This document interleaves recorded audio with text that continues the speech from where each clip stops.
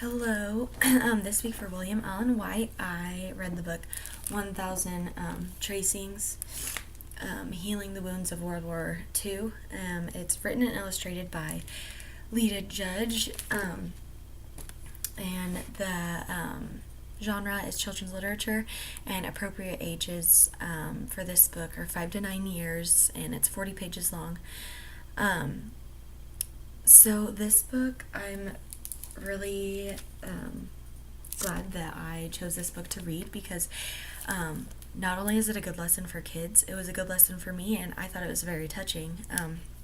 So there's this young girl and her mama and papa, and they all live together, and then her papa goes off to war, and he returns 3 years later, and he's safe, and the young girl thought that since the one that she loved was home and safe, that everything was fine after that. Well, then their family receives a letter in the mail from one of their friends from Germany, and their last name is Kramer.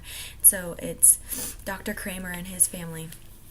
And he sends them a letter saying that they're starving and they don't have proper clothing and they don't have shoes. And so the young girl and her mom right away start looking for things in the house that they can send back over. They send over food and shoes and a winter coat and just everyday things that we take for granted. And then the Kramers sent back a letter saying, "Thank you so much, but don't send any more to us.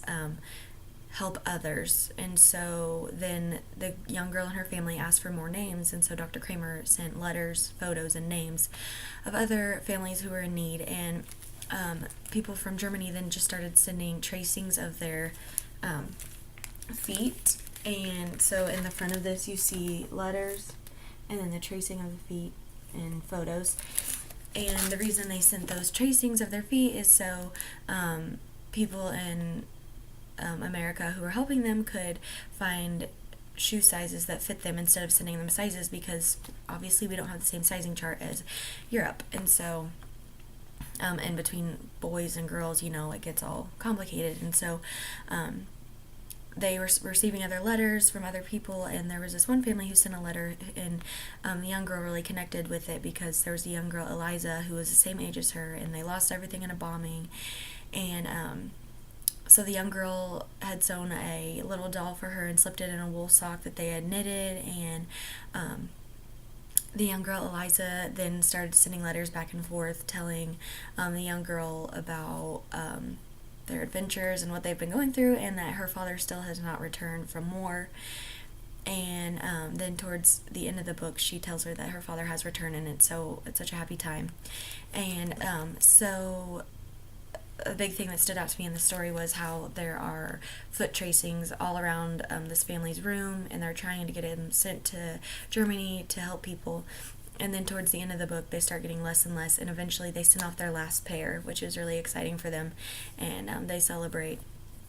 And so everyone was just so thankful for them and their generosity that was sent over to them. So my response to this book, like I said, it was very touching, and it was based on all true events, and I think it's really good for kids to read this because it shows them the importance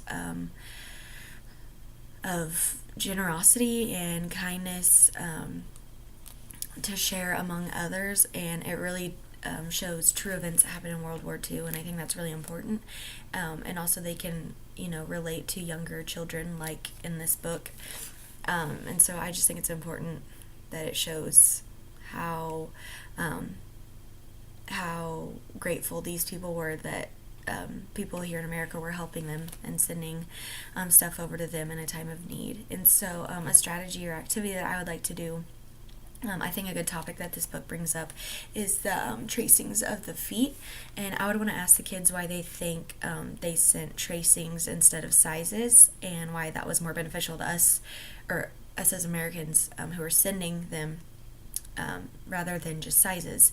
I just want to see if they would know why, and then explain, of course, why they did that. And then I would want the kids to trace their foot and then glue it to a piece of paper, and then alongside that write how they would feel if they were in the people in Germany's shoes, and how they'd feel if they didn't have shoes in a time like this, and how scary it may be to send a tracing of your foot off hoping that you might receive shoes back, but not knowing because of all the uncertainties and, mailing them back and everything. And so I just want to hear their point of view and just kind of make that a reality by tracing their foot and showing them that this was real, and stuff like this was happening, and the people who received shoes back were forever grateful, and how important it is to share generosity when you are able. So